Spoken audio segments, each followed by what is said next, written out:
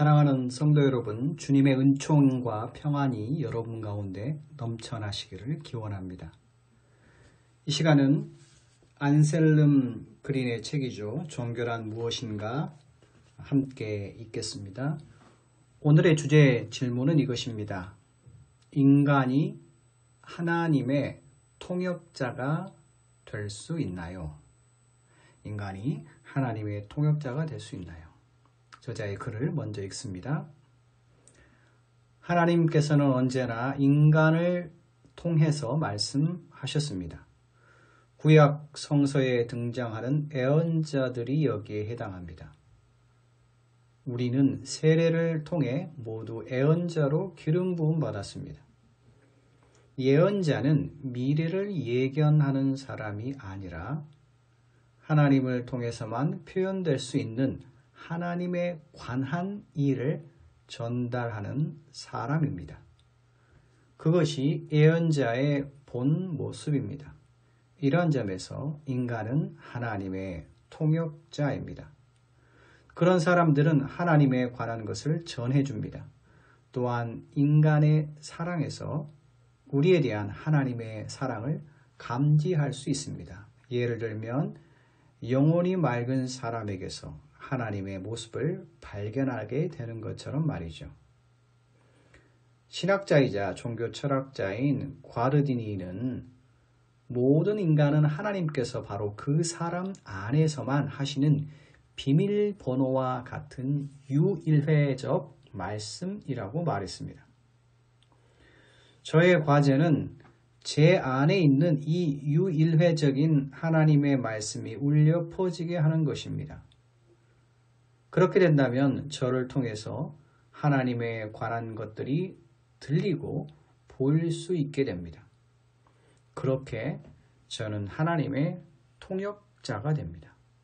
하지만 빈둥빈둥 지내면서 제 자신을 돌보지 않는다면 하나님의 소식을 곡해하는 통역자가 될 것입니다.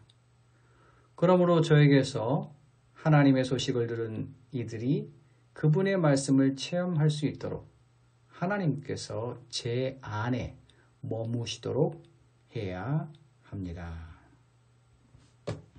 자, 오늘은 하나님의 통역자 된 인간의 모습이 어떠해야 되는지 성서와 그리고 우리의 실생활에서 그 예를 찾고 있습니다.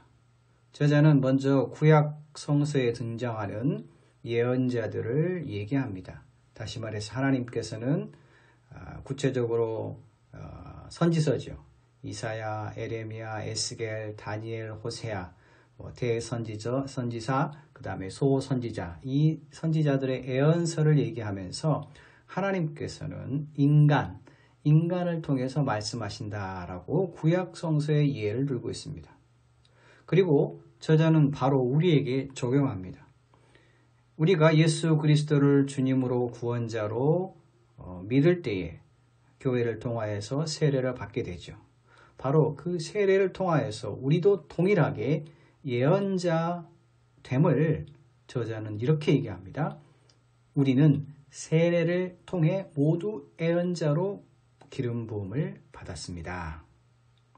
자, 그리고 나서 저자는 예언자가 무엇인가 이렇게 정의합니다. 예언자는 미래를 예견하는 사람이 아니라 하나님에 관한 일을 전하는 사람이 예언자의 본 모습임을 강조하고 있습니다.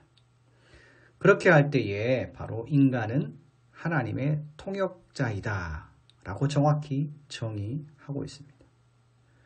또한 우리는 인간의 인간의 모습 속에서 하나님의 사랑을 감지할 수 있음을 얘기해 주고 있습니다. 저자는 특별히 신학자이자 종교 철학자인 과르디니의 말을 인용하고 있습니다. 다시 한번 경청하시길 바랍니다. 모든 인간은 하나님께서 바로 그 사람 안에서만 하시는 비밀번호와 같은 유일회적 말씀이다. 각 사람이 얼마나 존귀한 존재이며 또 각 사람만이 드러낼 수 있는 하나님의 모습이 있음을 저자는 강조합니다. 저자는 그 과르니의 얘기를 자기 자신에게 적용합니다. 그러면서 자기 자신의 과제의 사명이 무엇인지 이렇게 얘기합니다. 유일회적인 말씀이 울려 퍼지게 하는 것이 자기 자신의 과제이다. 사실은 또한 이것이 모든 인간, 저와 여러분의 과제이기도 합니다. 그래서 우리는 각자를 통해서 하나님이 어떤 분이신가, 하나님에 관한 것이 우리의 존재를 통하여서 사람들에게 보여지고 또한 들려지게 된다라고 말하면서 그러기에 우리 모두는 하나님의 통역자가 됨을 다시 한번 강조하고 있는 것입니다. 자, 그러나 모두가 하나님의 올바른 통역자가 아니라는 경고를 하고 있습니다.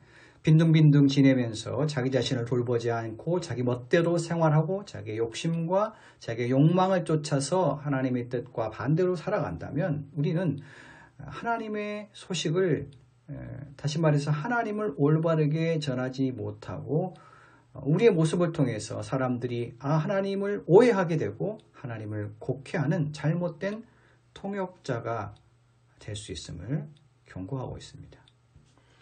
여러분이 신앙생활을 하면서 혹은 교회 생활을 하면서 교회에서 상처를 받거나 또는 교회를 다닌 어떤 사람들 때문에 교회 다니는 것을 그만두고 심지어는 신앙생활에서 탈선하는 경우를 우리는 종종 발견하게 됩니다.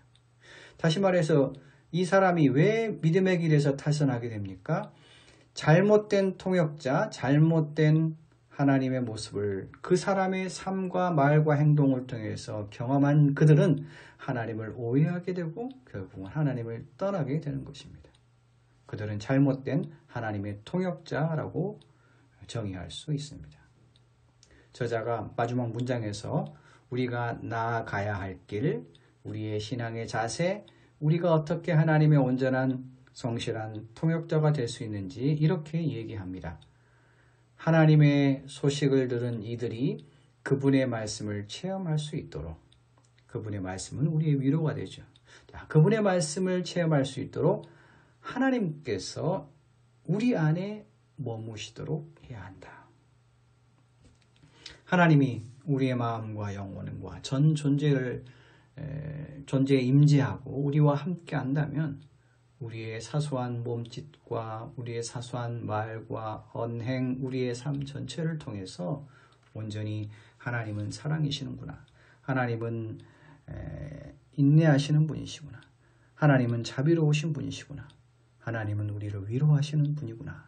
라는 사실을 우리의 언행을 통해서 하나님을 온전히 통역할 수 있음을 저자는 강조하고 있는 것입니다. 기도하겠습니다.